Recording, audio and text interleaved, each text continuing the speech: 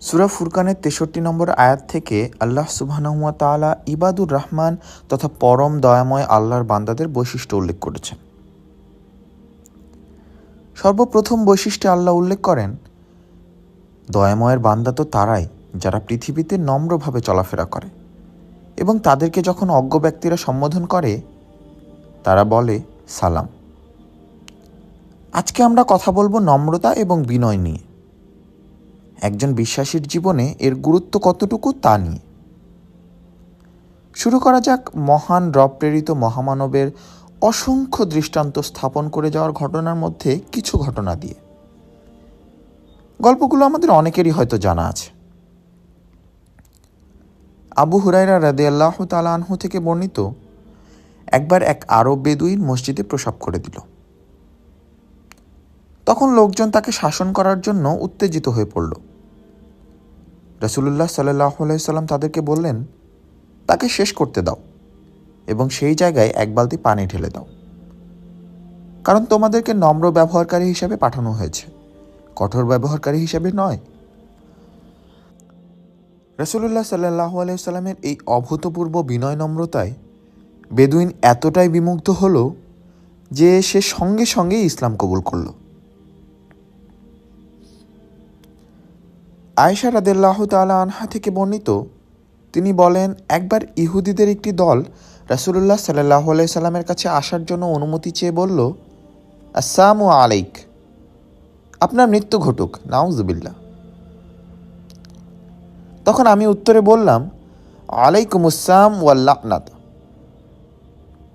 বরং তোমাদের মৃত্যু ঘটুক এবং তোমাদের ওপর অভিসম্পাত বর্ষিত হোক।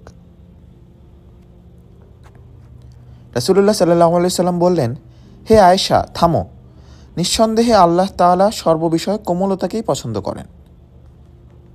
উত্তরে আমি বললাম, তারা যা বলেছে আপনি কি তা শুনেনি হে রাসূলুল্লাহ? তিনি বললেন, আমি তো ওয়ালাইকুম বলে দিয়েছি, অর্থাৎ তাদের কথা তাদেরকে আমি ফিরিয়ে দিয়েছি।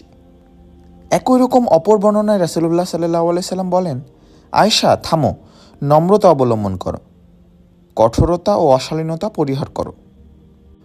অন্য হাদিসে এসেছে, রাসূলুল্লাহ সাল্লাল্লাহু আলাইহি সাল্লাম বলেছেন, আল্লাহ তাআলা আমার প্রতি ওহী করেছেন যে তোমরা পরস্পর বিনয় প্রদর্শন করবে, যাতে কেউ কারো ওপর বাড়াবাড়ি ও গর্ব না করে। চাইলে এমন অনেক গল্প আমরা উল্লেখ করতে পারি, কিন্তু এগুলো কি নিছক ঘটে যাওয়া কোনো রূপকথার গল্প? এখান থেকে আমরা কি শিক্ষা নিচ্ছি? আল্লাহ কোমলতা পছন্দ করেন, কঠোরতা নয়। মহান রব পবিত্র কুরআনে মন্দকে মন্দ দ্বারা, শত্রুকে শত্রুতা দ্বারা প্রতিহত না করে বরং বিনয়, নম্রতা ও উৎকৃষ্ট ব্যবহার দ্বারা মন্দকে প্রতিহত করে মানুষের হৃদয় জয় করার নির্দেশ দিয়েছেন। ভালো ও মন্দ সমান হতে পারে না।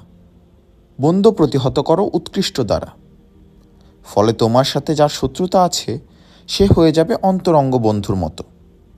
হামিমা সাজদা।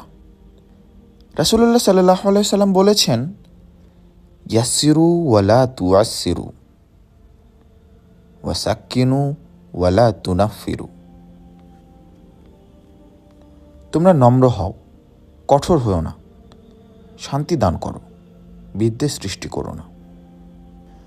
আল্লাহ তাআলা আরও বলেন, মন্দের মোকাবিলা করো উত্তম দ্বারা। তারা যা বলে আমরা সে সম্বন্ধে সবিশেষ অবহিত। অন্যত্র তিনি বলেন, খুজিল আফওয়া ওয়া'মুর বিল উরফি ওয়া'রিদ আনিল জাহিলিন। ক্ষমাশীলতা অবলম্বন করো, সৎ কাজের আদেশ দাও এবং মূর্খদের এড়িয়ে চলো। একজন প্রকৃত মুমিনের বৈশিষ্ট্য হল সে পৃথিবীতে দম্ভ ভরে চলে না, সবসময় নম্রতা এবং বিনয় নিয়ে চলে। রহমানের বান্দার বৈশিষ্ট্য তাই না? মুমিন বান্দা নম্রতা এবং বিনয় শুধু অন্যের সাথে ব্যবহারের সময়ই নয়, বরং তার জীবনের প্রতিটি ক্ষেত্রে তা প্রতিফলিত করে। সে তার ইবাদতে বিনয়ী থাকে, নম্রতার সাথে সালাত আদায় করে। মহান রবের সামনে দাঁড়িয়ে তাকে সামনে রেখে সে কিভাবেই বা বিনয়ী না হয়ে পারে? এবার প্রশ্ন নিজের কাছে, আমি কতটা নম্র, কতটা বিনয়ী!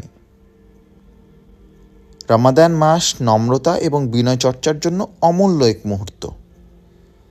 এই মহাসুযোগ আমরা যেন মিস না করি।